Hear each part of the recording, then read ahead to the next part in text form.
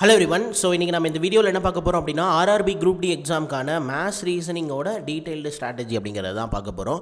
So நீங்கள் RRB group D exam prepare பண்ணிட்டு இருக்கீங்க அப்படின்னா இந்த வீடியோவை ஸ்கிப் பண்ணாமல் ஃபுல்லாக பாருங்கள். ஸோ ஆல்ரெடி நம்ம சேனலில் எப்படி குரூப் டி எக்ஸாமை ஃபஸ்ட் அட்டம்ப்டில் கிளியர் பண்ணுறது, ஒரு பிகினர் பாயிண்ட் ஆஃப் வியூவிலேருந்து ஒரு 60 நாளைக்கு ஸ்ட்ராட்டஜி அப்படிங்கிறத ஃப்ரேம் பண்ணி நம்ம வந்து பார்த்தீங்கன்னா ஒரு வீடியோ அப்படிங்கிறத போட்டிருப்போம். ஸோ அந்த வீடியோட லிங்க் அப்படிங்கிறத நான் டிஸ்கிரிப்ஷனில் கொடுக்குறேன். இது வரைக்கும் யாரும் பார்க்கலன்னா செக் பண்ணி பாருங்கள். ஸோ அதே மாதிரி ஆர்ஆர்பி குரூப் டி எக்ஸாமை கிளியர் பண்ணுறதுக்கு மேத்ஸ், ரீசனிங், சயின்ஸ் மூணுமே ரொம்ப இம்பார்ட்டன்ட். இதில் சயின்ஸை பொறுத்த வரைக்கும் டீட்டெயில்டாக அனலைஸ் பண்ணி இந்த டாப்பிக்கை நீங்கள் படிக்கணும். ஒரு சப்ஜெக்ட் இருக்குது, அந்த சப்ஜெக்டில் இத்தனை சாப்டர் இருக்குது, அந்த ஒவ்வொரு சாப்டர்லையும் இந்த டாப்பிக்கை மட்டும் நீங்கள் பார்த்தா போதும். இதிலிருந்து தான் வந்து எக்ஸாமுக்கு கொஷின் அப்படிங்கிறது நிறைய ரிப்பீட் ஆகிருக்கு. அந்த அன்அவாய்டபிள் டாபிக்ஸ்லாம் இருக்குல்ல, ஸோ அது மாதிரியான டாபிக்ஸ் எல்லாம் எடுத்து நம்ம வந்து டீட்டெயில்டாக சிலபஸ், அப்புறம் வந்து பார்த்தீங்கன்னா அதை 60 டேஸில் எப்படி கவர் பண்ணுறதுன்ற ஸ்ட்ராட்டஜி எல்லாமே நம்ம தெளிவாக இந்த வீடியோவில் டிஸ்கஸ் பண்ணியிருப்போம்.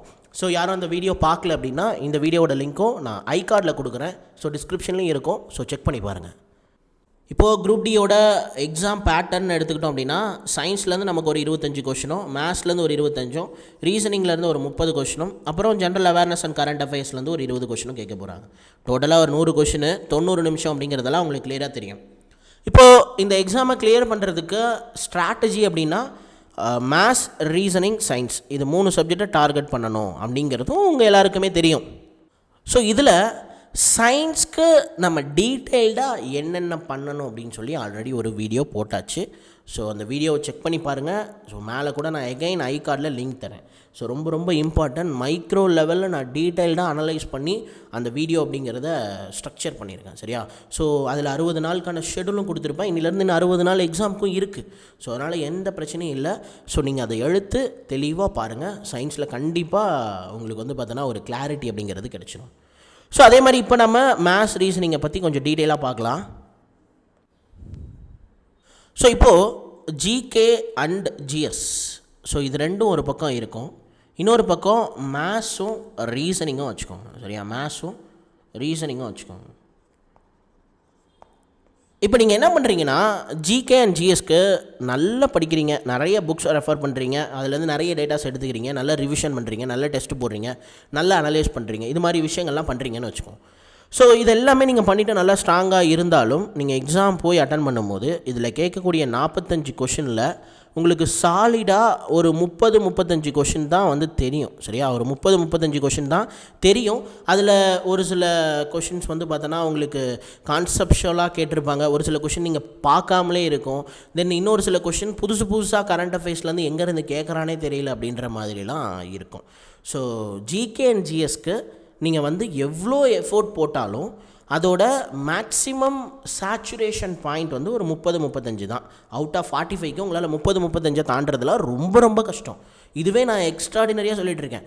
நீங்கள் வந்து ஜிகே அண்ட் ஜிஎஸ்ஐ எந்த டாப்பிக்கும் ஸ்கிப் பண்ணாமல் நல்லா டீட்டெயில்டாக கான்செப்ஷுவலாக அண்டர்ஸ்டாண்ட் பண்ணி படித்து ரிவிஷன் பண்ணி டெஸ்ட்டு போட்டு ஸோ இந்த மாதிரியான ப்ராசஸ் எல்லாம் முடிச்சுட்டு தென் அதுக்கப்புறம் நீங்கள் போகும்பொழுது அவுட் ஆஃப் 45க்கு ஒரு 30-35 கொஷின் அப்படிங்கிறத நீங்கள் கரெக்டாக எழுதலாம். ஆனால் இதே எஃபோர்ட்டை, சரியா? ஸோ இங்கே நீங்கள் ஜிகே ஜிஎஸ்க்கு போட்ட எஃபோர்ட் வந்து ரிசல்ட்டாக கன்வெர்ட் ஆகிறதுல நிறைய பிரச்சனை இருக்குது. சரியா? ஆனால் மேத்ஸ், ரீசனிங்க்கு இதே மாதிரி நீங்கள் டீட்டெயில்டாக பேசிக் கான்செப்டை நல்லா ஸ்ட்ராங் பண்ணுறீங்க. ஸோ ரயில்வேயோட ப்ரீவியஸ் இயர் கொஷின் எல்லாமே ப்ராக்டிஸ் பண்ணுறீங்க. தென் டெஸ்ட் போட்டு அதில் எது வீக்காக இருக்கீங்களோ அது எல்லாத்தையுமே இம்ப்ரூவ் பண்ணுறீங்க. இதே மாதிரி நீங்கள் எல்லா விஷயத்தையும் பண்ணுறீங்கன்னு வச்சுக்கோங்க. அப்படி நீங்கள் பண்ணும் பொழுது 55 கொஷின் அப்படிங்கிறத ரீசனிங் அண்ட் மேத்ஸில் கேட்குறான்.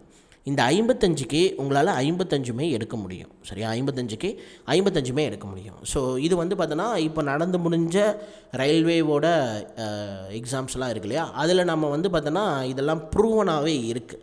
ஸோ மேத்ஸ், ரீசனிங்கோட லெவல் ஈஸியாக இருக்கும். ரயில்வே மேத்ஸ்னாலே ரொம்ப ஈஸியாக இருக்கும் அப்படின்னு இன்னும் சொல்லிக்கிட்டு இருக்காங்க. அப்படி கிடையாது. ஈஸியாக இருக்கும்னு இல்லை, எல்லாமே மாடரேட் லெவலில் இருக்கும். சரியா? மாடரேட் லெவலில் இருக்கும்.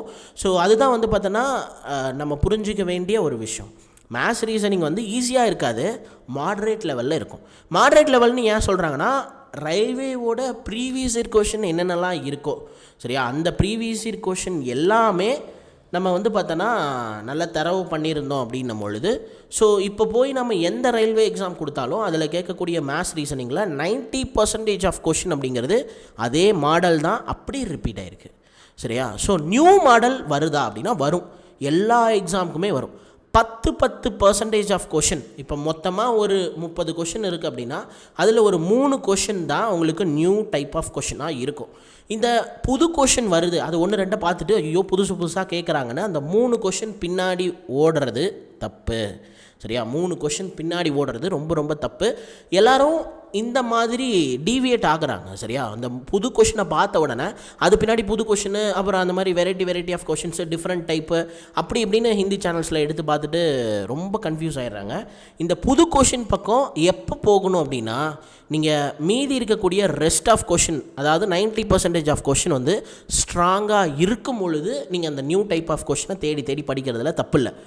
நம்ம பிரச்சனை என்னென்னா, வெறும் அரைகுறையாக பேசிக்ஸை பார்த்துட்டு இந்த ப்ரீவியஸ் இயர் கொஷினை ப்ராக்டிஸ் பண்ணாமலே, சரியா, அந்த 90% ஆஃப் கொஷின் எங்கேருந்து வருமோ அந்த செக்ஷனை ப்ராக்டிஸ் பண்ணாமலே இந்த நியூ டைப் ஆஃப் கொஷினை தேடி போடுறது. ஸோ அப்போ நீங்கள் ஆல்ரெடி படித்த பேசிக்கை வச்சு ஒரு 10 மார்க் எடுக்கிறீங்கன்னா இந்த நியூ டைப் ஆஃப் கொஷின் எல்லாம் தேடி படித்தா அதுலேருந்து ஒரு 2-3 கொஷின் வருதுன்னா அது 2-3 கொஷின் அட்டன் பண்ண முடியும். ஸோ அப்போ இந்த எக்ஸாமை கிளியர் பண்ணுறதுக்கு மேத்ஸ் ரீசனிங்கில் நம்ம ஃபுல் மார்க் எடுக்கணும் அப்படிங்கிறது ஒரு டார்கெட்டாக வச்சுருக்கோம். அப்படி இருக்கும் பொழுது நீங்கள் இந்த ஸ்ட்ராட்டஜி ஃபாலோ பண்ணிங்க அப்படின்னா வேலைக்கு ஆகாது. எந்த ஸ்ட்ராட்டஜி? ஸோ இந்த மாதிரி பேசிக்காக பார்த்துட்டு புது டைப் ஆஃப் கொஷினை பார்த்தா அது பின்னாடியே ஓடுறது, அந்த ஸ்ட்ராட்டஜி ஃபாலோ பண்ணால் ஒர்க் அவுட் ஆகாது. அதுக்கு ஆல்டர்னேட்டிவாக என்ன பண்ணலாம்? நம்ம ரயில்வேவோட ப்ரீவியஸ் இயர் கொஷின் எல்லாத்தையும் நம்ம ப்ராக்டிஸ் பண்ணலாம். சரியா? ப்ராக்டிஸ் பண்ணாலே நம்ம 90% ஆஃப் கொஷின் வருதுன்னு தெரிஞ்சிருச்சு. ஸோ அப்போ ரயில்வேவோட ப்ரீவியஸ் இயர் கொஷின் இது வரைக்கும் நீங்கள் ப்ராக்டிஸ் பண்ணலைன்னா ஸோ அதை ப்ராக்டிஸ் பண்ணணும் அப்படிங்கிறத நல்ல மைண்டில் ஃபிக்ஸ் பண்ணிக்கோங்க. ஸோ கிளியராக மேத்ஸ் ரீசனிங்கில் நீங்கள் போடுற எஃபோர்ட் ரிசல்ட்டாக கன்வெர்ட் ஆகும். சரியா? அதுக்கான ப்ராபபிலிட்டி அண்ட் பாசிபிலிட்டி அதிகம். சரியா? இது வந்து பார்த்தோன்னா இப்போ ரயில்வே நடந்து முடிஞ்ச எல்லா எக்ஸாம்ஸோட ட்ராக் ரெக்கார்டை நம்ம எடுத்து பார்த்தோம்னாலும் கண்டிப்பாக அதே ஃபார்முலா படி நம்ம இப்போயும் நமக்கு குரூப் டிலையும் இதே மாதிரி மேத்ஸ் ரீசனிங் வரும். ஸோ அப்போ கண்டிப்பாக நமக்கு வந்து நம்ம எதிர்பார்த்த மாதிரி நடக்கிறதுக்கான வாய்ப்பு இருக்குது அப்படின்னு சொல்லலாம். ஆனால் சயின்ஸ் அண்ட் ஜிஎஸில் நீங்கள் வந்து சயின்ஸ் அண்ட் ஜிகேயில் நீங்கள் என்ன தான் எஃபோர்ட் போட்டாலும் தலைகீழ நின்று குட்டிக்காரன் அடித்தாலும் ஸோ நீங்கள் ஒரு 30-35 கொஷின் கரெக்டாக எழுதுறது அப்படிங்கிறதே மிகப்பெரிய விஷயமாக தான் இருக்கும். ஸோ இதை ஃபஸ்ட்டு நீங்கள் வந்து தெளிவாக புரிஞ்சுக்கோங்க. அப்போ நீங்கள் இருக்கக்கூடிய இந்த ஷார்ட் டைமில் எக்ஸாமை கிளியர் பண்ணி ஆகணும். அப்போ எக்ஸாமை கிளியர் பண்ணணுன்னா இருக்கக்கூடிய டைமில் நீங்கள் மேத்ஸ் அண்ட் ரீசனிங்க்கு ஒரு செட் ஆஃப் போர்ஷனை ஒதுக்கியே ஆகணும். மேத்ஸ் ரீசனிங்க்கு நீங்கள் ஒரு பாதி டைம் வந்து ஒதுக்கியே ஆகணும், வேறு வழியே இல்லை. அப்படி ஒதுக்கினா மட்டும்தான் நீங்கள் வந்து பார்த்தோன்னா எக்ஸாமை வந்து கிளியர் பண்ண முடியும். சரியா? ஏன்னா நீங்கள் போடுற எஃபோர்ட் டைம் கம்மியாக இருக்குது. அப்படி இருக்கும்போது நீங்கள் எந்த இடத்துல எஃபோர்ட் போடுறீங்களோ அந்த எஃபோர்ட் ரிசல்ட்டாக கன்வெர்ட் ஆகணும். ஸோ அப்போ ரிசல்ட்டாக கன்வெர்ட் ஆகிற பாசிபிலிட்டி எங்கே இருக்குது? மேத்ஸ் ரீசனிங்கில் நீங்கள் போடுற எஃபோர்ட் தான் ரிசல்ட்டாக கன்வெர்ட் ஆகிறதுக்கான பாசிபிலிட்டி அதிகமாக இருக்குது. ஸோ அப்போ நீங்கள் மேத்ஸ் ரீசனிங்கில் தான் அதிக எஃபோர்ட் போடணும். சரி, இப்போ உங்களுக்கு கிளியராக தெரிஞ்சிருச்சு மேத்ஸ் ரீசனிங் தான் நம்ம அதிகமான டைம் கொடுக்கும்போது நமக்கு அது ரிசல்ட்டாக கன்வெர்ட் ஆக சான்ஸ் இருக்குது. அப்போ தான் நம்ம குரூப் டி எக்ஸாம் கிளியர் பண்ண முடியும் அப்படின்ற விஷயங்கள்லாம் இப்போ உங்களுக்கு கிளியராக இருக்குது. பட் நான் என்ன பண்ணணும், எங்கே பண்ணணும், அதுதான் அடுத்த கொஷினாக இருக்கும்.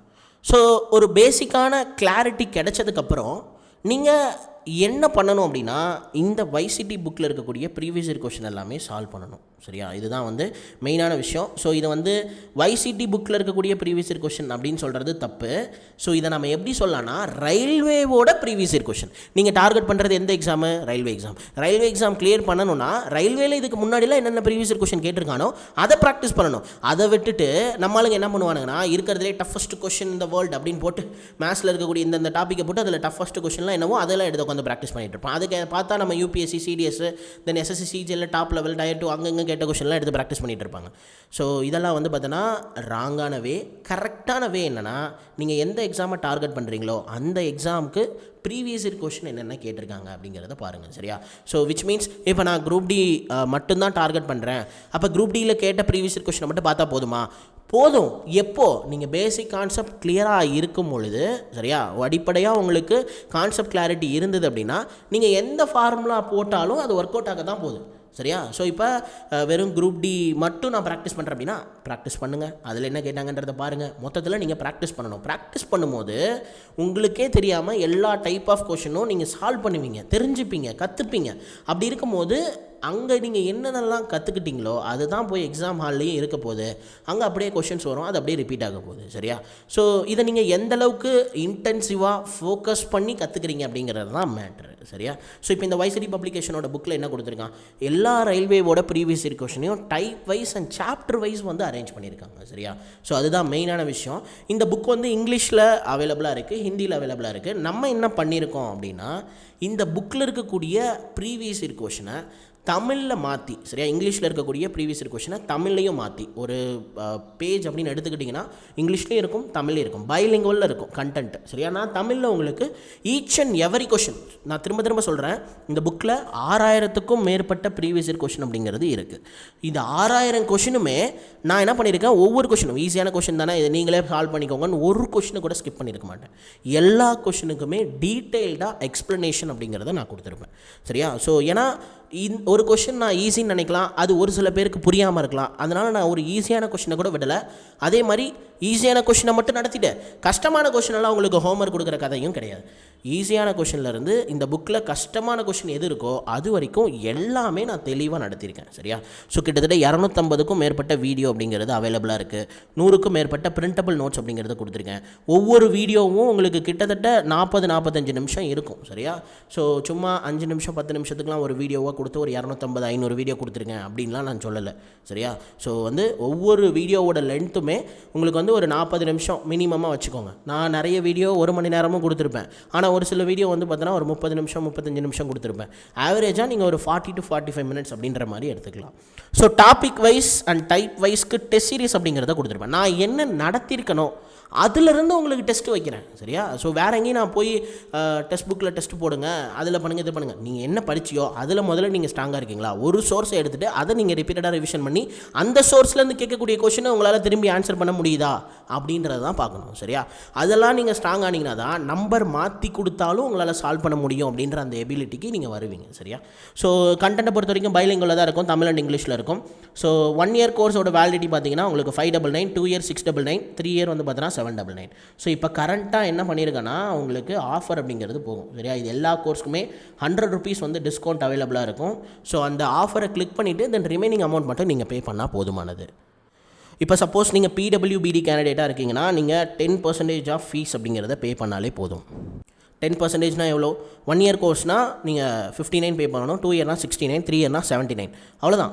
நீங்கள் 79 பே பண்ணுறீங்கன்னா 3 இயர் வேலிடிட்டி கண்டிப்பாக நான் கொடுத்துருவேன். சரியா? இதுக்கு முன்னாடி நிறைய பேருக்கு கிட்டத்தட்ட ஒரு 25 பேர் பக்கமாக நான் வந்து இந்த PWBD கேண்டிடேட்ஸ்க்கு கோர்ஸ் வந்து அவைல் பண்ணி கொடுத்துருக்கேன். ஸோ அதனால் உங்களுக்கு தெரிஞ்ச PWBD கேண்டிடேட் யாராவது இருந்தாங்கனாலோ அல்லது நீங்கள் பார்க்குற நீங்கள் PWBD கேண்டிடேட்டாக இருந்தீங்கன்னா ஸோ நீங்கள் வந்து இந்த கோர்ஸை அக்சஸ் பண்ணிக்கோங்க. ஸோ இந்த PWBD கேண்டிடேட்டை பொறுத்த வரைக்கும் இந்த ஸ்பெஷல் டிஸ்கவுண்ட் அப்படிங்கிறத நான் ஒரு கூப்பன் மூலிமா கொடுப்பேன். நீங்கள் எனக்கு பர்சனலாக மெசேஜ் பண்ணுங்கள், நான் ஒரு சில ப்ரூஃப் கேட்பேன் நீங்கள் PWBD கேண்டிடேட் அப்படிங்கிறதுக்கு. அந்த ப்ரூஃபெல்லாம் நீங்கள் சென்ட் பண்ணிட்டு தென் நான் வந்து உங்களுக்கு ஒரு கூப்பன் தருவேன். அந்த கூப்பன் எங்கே அப்ளை பண்ணணும் எப்படி என்னன்றதெல்லாம் நான் உங்களுக்கு டீட்டெயிலாக அந்த மெசேஜ்லேயே சொல்லிடுவேன். ஸோ கிளியரா? ரைட். ஸோ எகைன் வந்து பார்த்தோன்னா ஒரு கோட் என்னென்னா, the perfect practice only makes you perfect. பர்ஃபெக்டாக நீங்கள் ப்ராக்டிஸ் பண்ணிங்கன்னா மட்டும்தான் நீங்கள் பர்ஃபெக்டாக எக்ஸாமை கிளியர் பண்ணுற லெவலுக்கு வர முடியும். ரயில்வே எக்ஸாமை டார்கெட் பண்ணிவிட்டு ரயில்வேவோட ப்ரீவியஸ் இயர் கொஷினை ப்ராக்டிஸ் பண்ணாமல் வேறு எக்ஸாமோட ப்ரீவியஸ் இயர் கொஷின் எடுத்து ப்ராக்டிஸ் பண்ணுறது தப்பு. SSCயோட கொஷினும் கூட, ஸோ ஈவன் SSCயோட கொஷினும் கூட எடுத்து நீங்கள் ப்ராக்டிஸ் பண்ணுறது தப்பு. ரயில்வே லெவலுக்கு நீங்கள் முதல்ல ரெடியாங்க. ரயில்வே எக்ஸாம் தான் டார்கெட் பண்ணுறீங்க, அப்போ ரயில்வேவோட ப்ரீவியஸ் இயர் கொஷினை ப்ராக்டிஸ் பண்ணுங்கள். ஸோ SSCயும் ரயில்வேவும் ஒரே லெவல் தான் அப்படின்னு சொல்லலாம். பட் ஆனால் உள்ளார போய் பார்த்தீங்கன்னா தான் தெரியும். சரியா? ரெண்டும் வந்து ஒரே லெவலாக இல்லையா அப்படிங்கிறதுலாம். ரயில்வேவோட லெவல் மாடரேட் லெவலில் தான் இருக்குது. SSCயோட லெவல் மாடரேட் டு டிஃபிகல்ட் லெவலில் நிறைய கொஷின்ஸ் இருக்குது. ஸோ மாடரேட் டு டிஃபிகல்ட் லெவலுக்கு நீங்கள் எடுத்தவொன்னே ரெடியாக தவிர நடுவில் இருக்க மாடரேட்டை விட்டுறது, அடுத்து இருக்கக்கூடிய டிஃபிகல்ட் லெவலுக்கு நம்ம தேடிட்டு இருக்கிறது. அப்புறம் எப்படி ரெடியாக முடியும்? பேசிக் எல்லாரும் படிச்சிருக்கான், நடுவில் இருக்க மாடரேட் லெவல் கொஷின்ஸ் எல்லாம் விட்டுறது, அதில் நம்ம டெஸ்ட் போடுறது கிடையாது, ப்ராக்டிஸ் பண்ணுறது கிடையாது.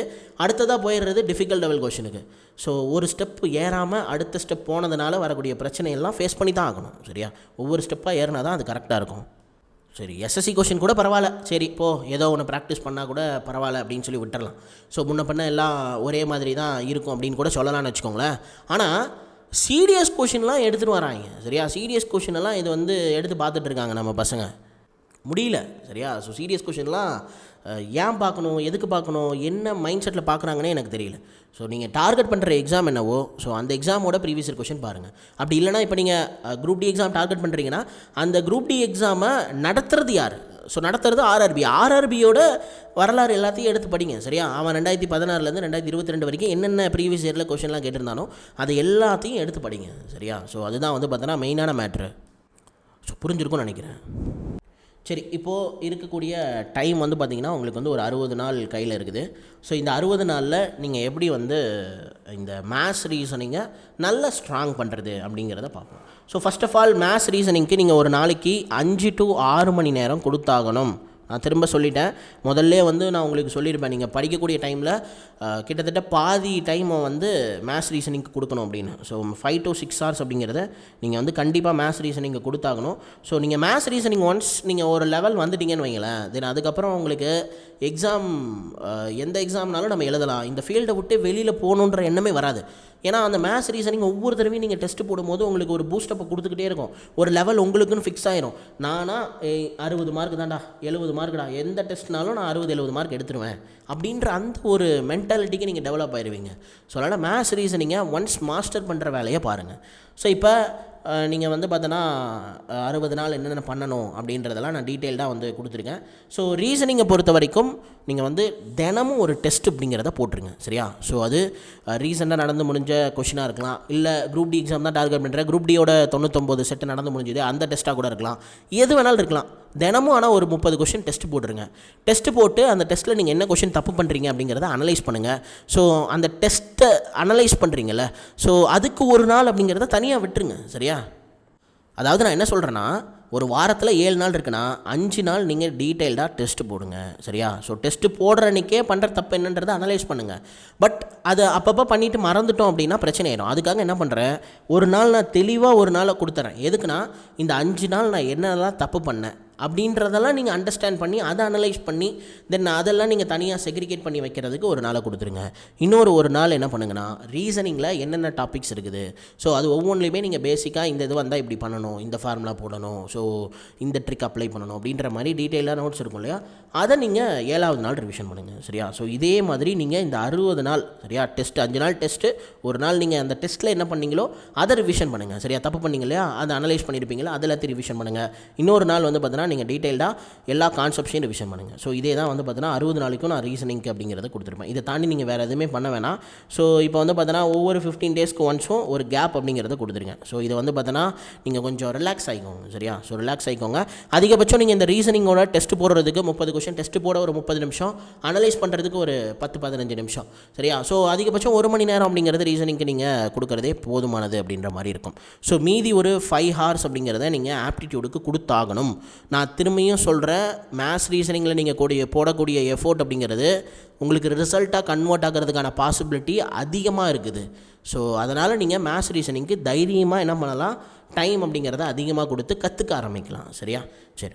ஸோ இப்போது 1 2 3 4 5லாம் கொடுத்துருக்கேன்ல, இதெல்லாம் என்ன அப்படின்னா, ஸோ நீங்கள் வந்து அன்னன்னைக்கு எந்தெந்த டாப்பிக்கில் எந்தெந்த வீடியோஸை பார்க்கணும் அப்படின்றத கொடுத்துருங்க. சரியா? இது எல்லாமே நம்மளுடைய YCT மேத்தமெட்டிக்ஸ் கோர்ஸ். ஸோ இங்கே நான் எக்ஸ்பிளைன் பண்ணியிருந்தால இந்த கோர்ஸை பேஸ் பண்ணி இதில் நான் வந்து பார்த்தோன்னா என்னென்ன கண்டென்ட் கொடுத்துருக்கனோ அதை பேஸ் பண்ணி நான் வந்து மேத்ஸ் அப்படிங்கிறத 60 நாளைக்கு கவர் பண்ணியிருக்கேன். ஆல்ரெடி நம்ம இதே மாதிரி NTPCக்கு ஒரு 45 டேஸ் ஸ்ட்ராட்டஜி. சரியா? ஸோ டெய்லி டார்கெட் மாதிரி கொடுத்தோம். டே 1ல் என்ன பண்ணணும், டே 2ல் என்ன பண்ணணும், டே 3ல் என்ன பண்ணணும் அப்படின்ற மாதிரி.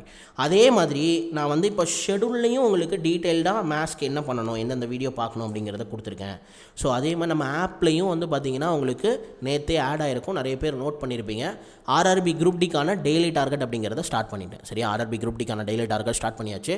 ஸோ அதில் ஒரு 30 நாளைக்கான கண்டென்ட் ஆட் பண்ணிட்டேன். மீதி ரிமைனிங் 30 நாளைக்கான கண்டென்ட் இன்றைக்கி நான் ஆட் பண்ணிடுவேன். இப்போ நான் அது உங்களுக்கு ஓப்பன் பண்ணியே காட்டுறேன். சரியா? நம்ம ஆப்பில் ஓப்பன் பண்ணியே காட்டுறேன்.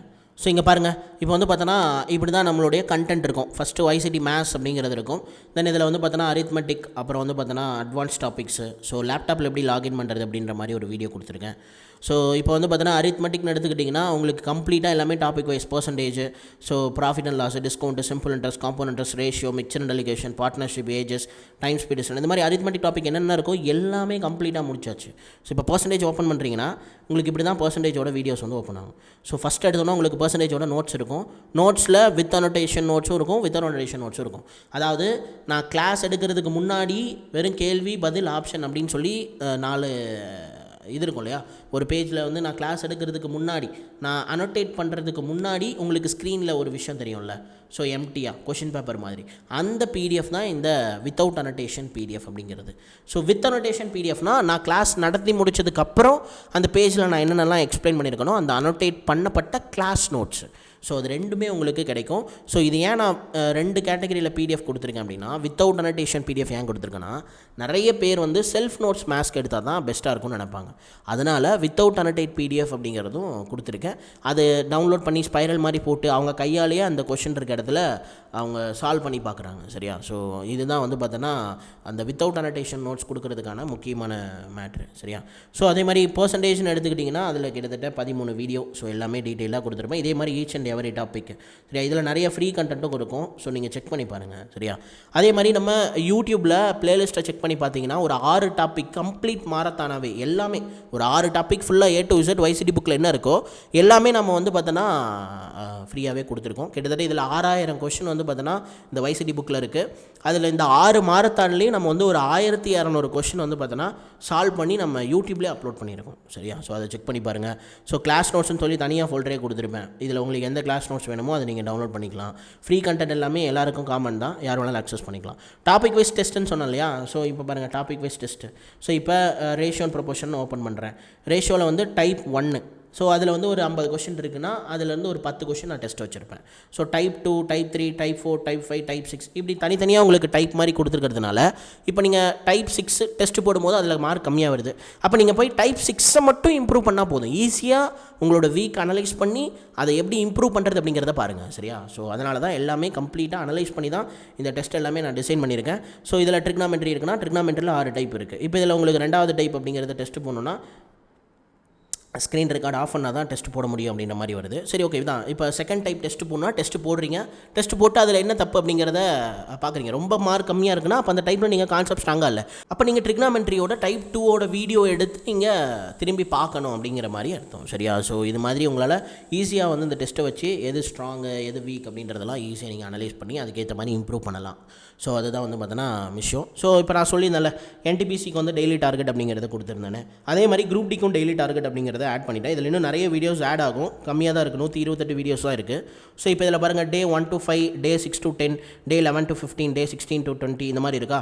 இப்போ டே 1 to 5 அப்படின்னா டே 1, டே 2, டே 3, டே 4, டே 5 இருக்கும். ஸோ இதில் டே 1 கிளிக் பண்ணிங்கன்னா அந்த அன்றைக்கி நீங்கள் 5 வீடியோ என்ன பார்க்கணுமோ அதை இந்த வீடியோவில் கொடுத்துருப்பேன். சரியா? ஸோ இந்த ஃபோல்டரில் கொடுத்துருப்பேன். டே 2ல் 6 வீடியோனா 6 வீடியோ என்ன பார்க்கணும் அப்படிங்கிற அந்த வீடியோவை இதில் கொடுத்துருப்பேன். ஸோ டே 3ல் நீங்கள் என்ன பார்க்கணும் மேத்ஸில் அப்படின்றத உங்களுக்கு தெளிவாக கொடுத்துருப்பேன். இதே மாதிரி உங்களுக்கு வந்து பார்த்தோன்னா இப்போது டே 21 to 25 எடுத்துக்கிட்டிங்கனாலும் ஸோ அதில் உங்களுக்கு என்ன பார்க்கணும் அப்படிங்கிறத தெளிவாக கொடுத்துருக்கேன். சரியா? ஸோ அதே மாதிரி பாருங்கள், டே 23, 24, 25 இந்த 3 நாள்லையும் நீங்கள் time and work, pipes and system ரெண்டுமே பார்க்கணும். ஸோ ஏன் டைம் அண்ட் ஒர்க்கில் ஒரு வீடியோ தான் இருக்குது, பைப்ஸ் அண்ட் சிஸ்டமில் ஒரு வீடியோ இருக்குன்னா அதெல்லாம் மாரத்தான் மாதிரி இருக்கும். கிட்டத்தட்ட 10 மணி நேரம் அப்படின்ற மாதிரி இருக்கும். 8 மணி நேரம் 10 மணி நேரம் அந்த மாதிரி இருக்கும்.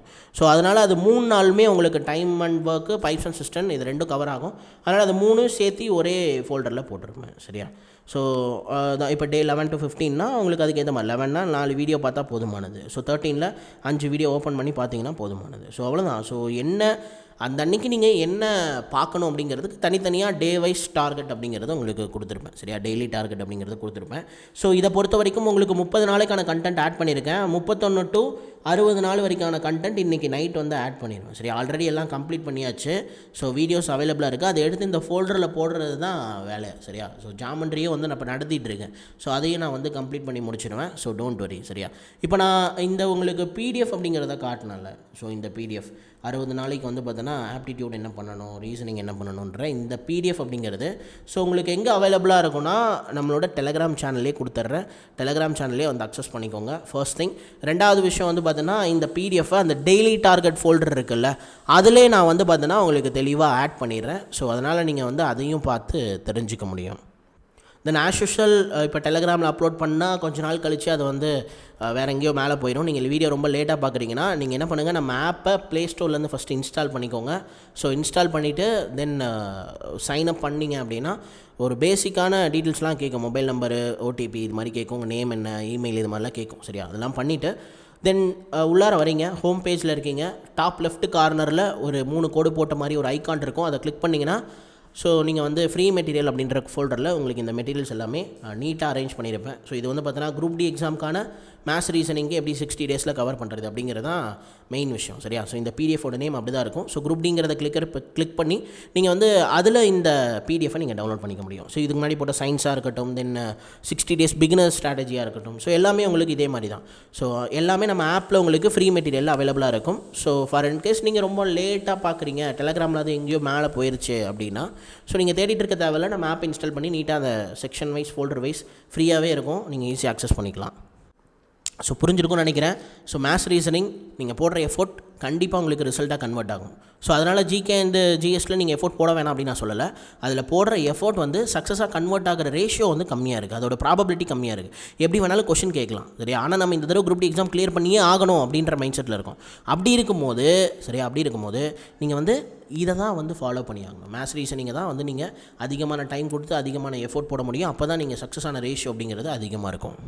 கிளியராக புரிஞ்சிருக்கும்னு நினைக்கிறேன். ஸோ வேறு ஏதாவது டவுட் இருந்தால் எனக்கு பர்சனலாக மெசேஜ் பண்ணுங்கள். எனக்கு மெசேஜ் பண்ணுறதுக்கான லிங்க் டிஸ்கிரிப்ஷனில் கொடுத்துருக்கேன். So thank you.